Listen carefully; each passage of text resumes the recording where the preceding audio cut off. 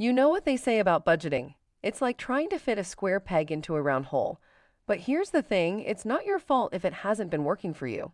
Let me break it down for you. Reason number one, unrealistic expectations. We set these crazy strict budgets that leave no room for fun or unexpected expenses.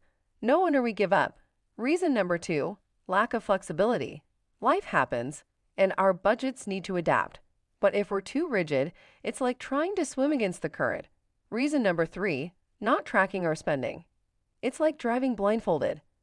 How can we make adjustments if we don't know where our money is going?